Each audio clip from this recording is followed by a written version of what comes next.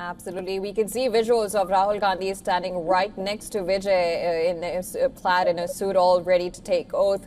Of course, there's a lot of anticipation from people outside who would be witnessing it probably on screens, on televisions, on screens there. But and of course, the next thing is, of course, the kind of challenges he will be taking as somebody who's very new to politics. Rather, his now would call it's his debut, and winning an election with such huge amount of votes is, of course, incredible in itself. But now, I guess, after becoming the chief minister, his next challenge will be how to implement this, isn't it?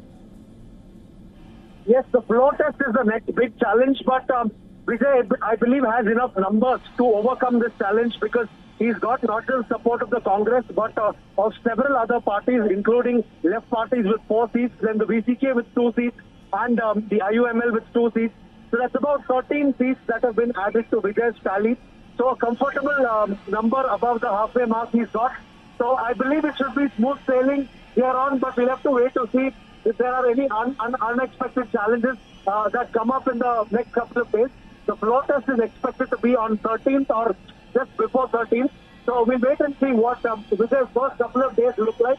Certainly the floor test is a major event, but considering the kind of mandate he's got, and considering the fact that the 2 other major parties in the state have been pushed to the 2nd and 3rd place by a distant margin, I don't think that they would obstruct Vijay, because that would further dent their popularity, because the vote for Vijay itself is a strong anti-establishment vote.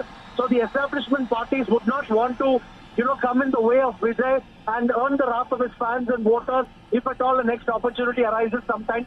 So they would want to wait and watch and perform the role of an opposition party in the state, and a strong opposition would be important, given that this is a party on debut. They're just newbies on the field.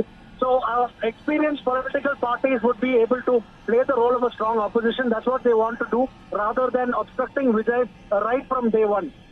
Absolutely. And of course, as you mentioned, right when he becomes the chief minister, of course, he has been he's been a very popular actor, and he's probably broken many records that way. But now that he becomes the chief minister of a state, now very different career apart from his acting career.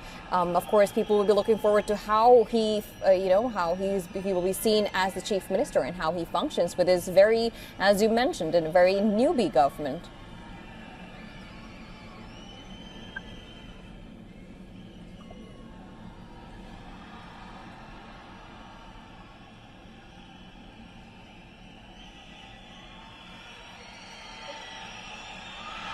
I'm pretty sure our correspondent is having a hard time listening to us because of the screams and the hooting and the cheering happening, because of course now finally their leader, their of course fan base who has looked up to him is now becoming the chief minister. That was his mother on the screens, and now these are the parents of Vijay that are now on the screens, waiting to see their son take the oath as the chief minister of Tamil Nadu. And of course, Vijay there seated along with Rahul Gandhi, among his fans, his supporters from the cinema fraternity, from the political background, and of course an absolutely amazing time for the TVK, which is very new. It is on the February 2nd, 2024, when Vijay had made it official, and he had announced the launch of the TVK.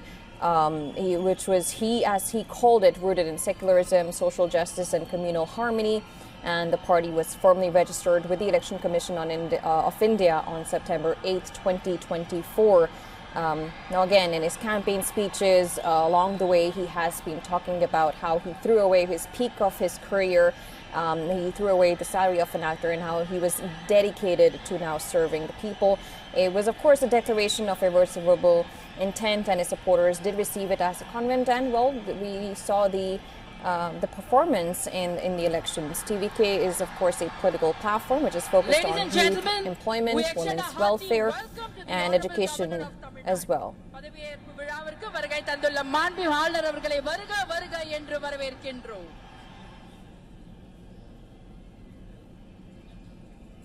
Now it's the governor who has now taken the stage, who will be assisting Vijay in taking the oath.